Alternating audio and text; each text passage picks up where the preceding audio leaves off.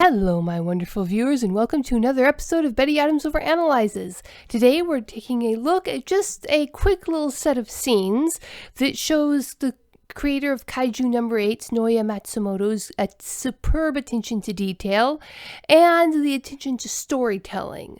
Now, the concept here is that director Shinomiya is one clever old war dog, something we've discussed before, but something that I can discuss at length. It's a fun topic. The video kind of started in a moment when my brain said, well now, that's weird, what's going on here?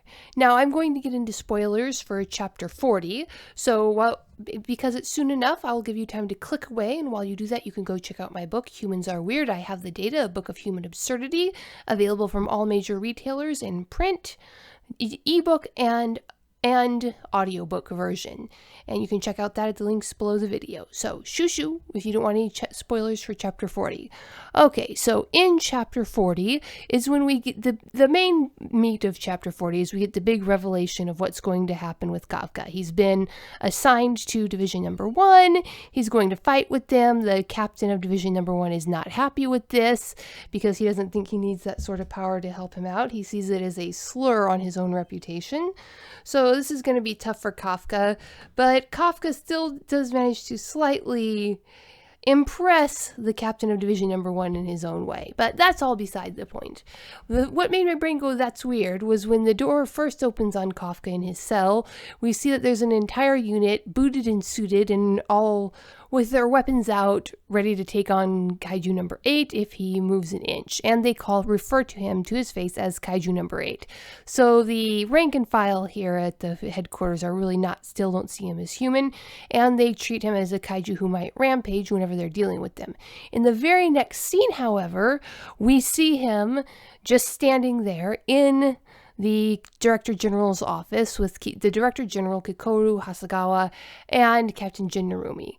Now, standing there with 4 of the most powerful combatants that the Kaiju Defense Force have, they might have just considered that sufficient control for Kaiju number 8. But the concept was here, if just to move him from his cell, they had basically a whole platoon armored, armed, and ready to shoot him, why were they content to let him in that office with several of the most important people in the Defense Force, past, present, and future? Because you have the General Director, represents the importance of the past, you have Narumi and Hasegawa, who represent the present power structure, and then you have Kikoru, who represents the future power structure.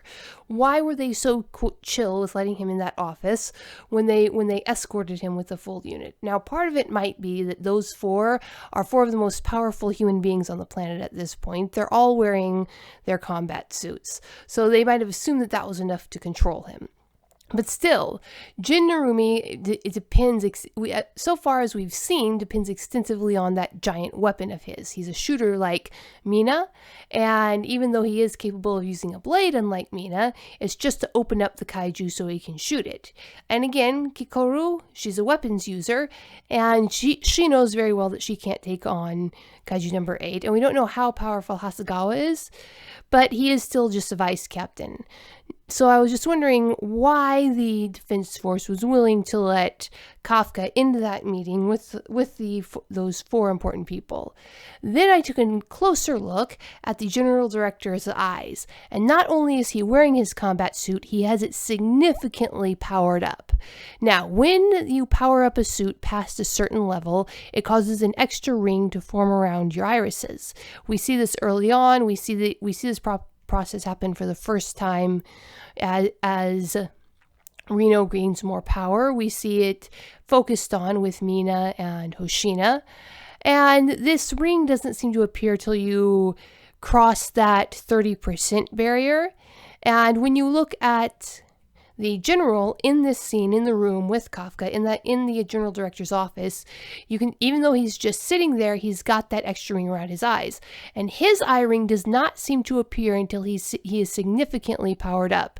For instance, when he first walked in on Kafka, when Kafka was sitting in the chair way back in chapter 34, the second ring had not yet appeared. He only had the pupil and the regular inner inner outer ring of the iris. The human iris is divided into two parts, the sort of outer ring of muscle, which is the base ring, and then the inner ring, which is where the muscle contracts to close your irises over your pupils to block out light. And when the general director first walks in on Kafka, it's only in that state. It's not until he significantly powers up that we see that second ring. So that just sort of answered a question. It shows that even though the general director clearly wants to trust Kafka, he is taking reasonable precautions here. When Kafka walks into that room, the general director has his suit powered up past the 30 or 40% mark. And before he had it powered up to that mark, remember, he was still fast enough to draw blood off of Kafka immediately after we saw Kafka literally dodge bullets. So even before the general director Shinomiya powers up his suit past that 30-40% mark, we don't know exactly where the mark is because it seems to vary from officer to officer, with the effect presumably kicking in later the more powerful the officer is. But anyway, so you have the general director, he's sitting there, he has his suit powered up well past regular levels, which was probably why the platoon of armed guards allowed Kafka in there in the first place, because they know that the general director could at the very least keep Kaiju number 8 busy until they could get in there with a big gun. And I just thought that was very good attention to detail on Matsumoto's part, and just not only just in the moment, but the story building. The Japanese Kaiju Defense Force is a careful, conservative organization. They're not going to let the director general, even the director general, get away with what he wants to get away with just on his say-so. He has to follow protocol. So he was that extra layer of security there to keep Kaiju number 8 in line in that office. Now, presumably they're going to have to loosen up those restrictions if Kaiju number 8 is going to be an asset to them on the battlefield. But for now, the Director General's got this. And I just thought that was an interesting detail. So what do you think? We have unfortunately got another week before the next chapter comes out. If you want to hold something to hold you over to then, you can check out the link below the video to get a copy of the book Humans Are Weird. I Have the Data, a book of human absurdity. Check out the links below the video. Peace out, my wonderful viewers.